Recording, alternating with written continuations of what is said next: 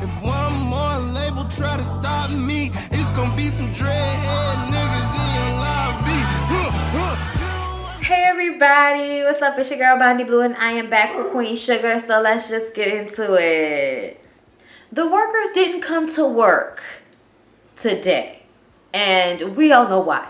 Because y'all let them people get killed.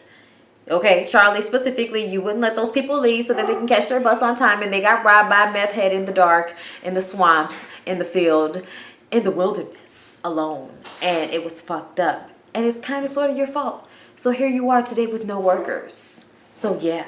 Avai, okay, is basically punched in a gut when she finds out from Darla that she'll be picking up Blue on Mondays and Wednesdays now. Okay, honey? Okay? Alrighty, my kid, back off. Okay? That's how basically how Darla feels. And Aunt Vi is pissed about it. I was like, what are you gonna do? What are you gonna do? You're really upset about it, aren't you? You're really upset about it. You're really upset on Vi. But like, come on, man. Like, that's that kid's parents at the end of the day. Like, you can't keep blocking the parents, man. You can't keep blocking.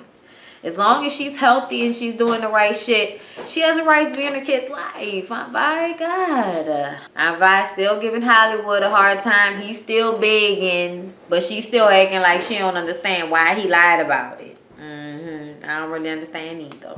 So I forgot the girl that Reagan is playing. I forgot her name, y'all. Somebody put it down in the comments for me, okay? I'm sorry.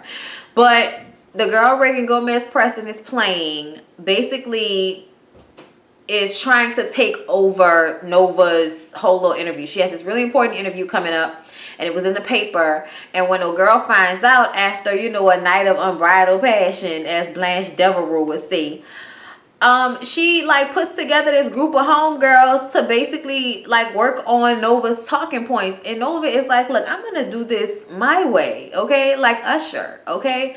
My way, okay? Come to your town, take your girl, like that. Like you're not gonna tell me how to do this.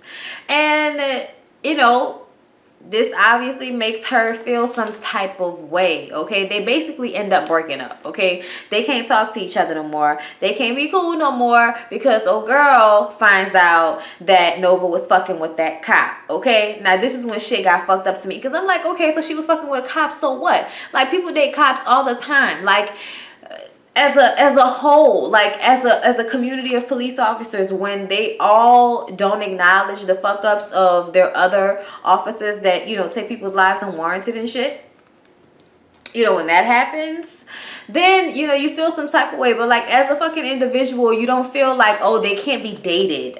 Like what?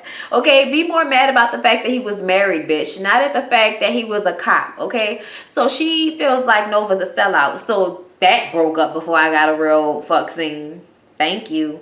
So Aunt Vi ends up shooting herself in the foot when she tells Charlie that she needs to stop blocking and let Davis be in Micah's life because that is still his dad, okay? Now, she's trying to get him into private school, but they need the father's permission, not just hers. It doesn't matter that he's in her custody right now. They need Davis' permission as well, okay? Not only that, but once they found out about this so-called picture of his penis, which we know it's not his penis, and then on top of the fact that your dad was just accused of rape and all of this type of shit, or dealing with prostitutes. Either way, unsavory characteristics for an NBA basketball player and a black man.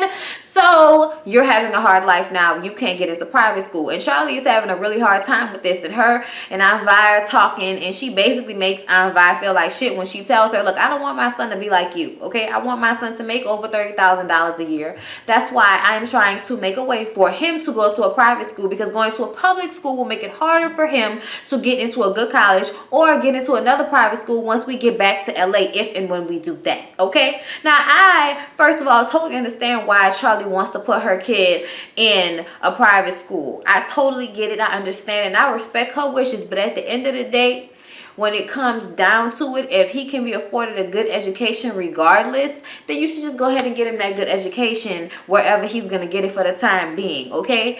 That him going to a private school is not going to erase the fact that your husband just got accused of rape. You know what I'm saying? Like, it's not going to make any of this better. So just like make it as easy as possible, Charlie. Jesus Christ, okay? I'm just saying. So, because they need a sugar mill to turn the sugar cane into actual sugar, Charlie goes to make a deal with the Boudreaux, okay?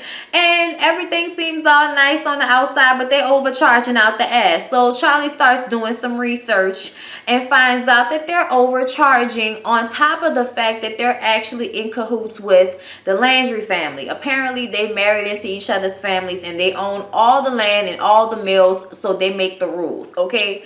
And this sets Charlie on a path to figure out how she can get from under that thumb of dealing with the Boudreaux and the Landrys, okay? And she sits the whole family down at the table and she wants to know what the fuck, why, okay? Apparently there is a section in between the Boudreaux' land that now belongs to the Bordelons that didn't belong to them prior to the 1930s, okay?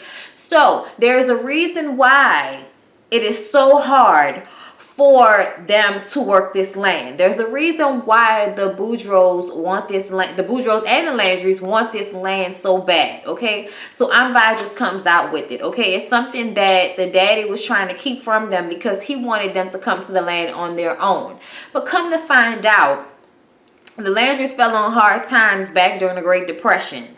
And during this time, the Bordelon family was working on the land at, indentured servitude after slavery, because the Landry family owned them during slavery, worked for them after, and when the Great Depression happened, they had enough money to buy some land from them.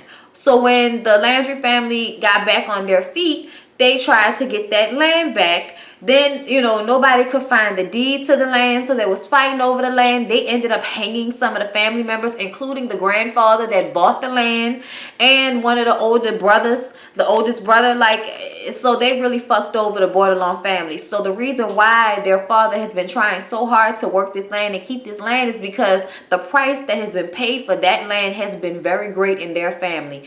And Vi feels like the Landry and Bordelon family, and Boudreaux family have basically killed their father slowly by making it so hard every step of the way. Every time he got a step forward, they would knock them back. So now them kids is on a motherfucking mission. Vi ends up getting her job back at the restaurant, okay? Apparently they closed down for inspection. So she goes because the owner, Clyde, calls her because he doesn't know the answers to any of the questions. When the light bulbs got changed, when this got changed. She's the only one that knows and knows what the documentation to prove such things is. The boss doesn't even fucking know. So she basically barters with him and says, look, I'll come back and I'll help you only for a managerial position with benefits. Okay, benefits and a bonus at the end of the year. And he says that he don't even give his own family, okay, benefits. And she said, well, I guess you got to work that out with you and the Lord. And she walks away and he's like, damn, all right. And it's like, yes. Don't you love when people win that work? Blue has a field trip coming up. And Ralph Angel goes to bring in the slip to approve him to go. And the teacher lets him know that he's not authorized to give approval because Vi is still Blue's legal guardian. And this is really starting to get to Ralph Angel. So he goes to Vi and he's in tears and basically asks her, you said that Davis can have another chance and he has a right to raise his son. So why don't I have a right to raise mine? When do I get those rights? Really made her feel bad about it. She still feels like Darla is going to be the downfall of their family. But he's trying to make her understand that at the end of the day, he is never going to let that happen again. That is not going to happen again because he's here and he is not just some fair weather, I just had sex with you type father. No, he loves his son and he is there for his son and she knows that. So she signs the papers and, I guess she gonna give Blue back to him. And I'm like, I'm glad she finally gave him his son back because at the end of the day, that is his son. He is equipped. He is able. And at this point, he should have custody. And him and Darla are the ones that should be making decisions about that boy's schedule. And yes, Envy, thank you for stepping up and you will always have a say-so. But at the end of the day, the parents, now that they are able should be making the decisions. And that's just, it is what it is. They both love him. It's not like she's out here trying to hurt him or take him out of spite or anything like that. You know what I'm saying? Like, Darla just was a weak woman that got in a fucked up situation, and now she's trying to get her life together, and she deserves a chance to be a mother to her son, especially now that he's so young, and she has a greater chance of leaving a better impression on his life. Not just him as a person, but on his life.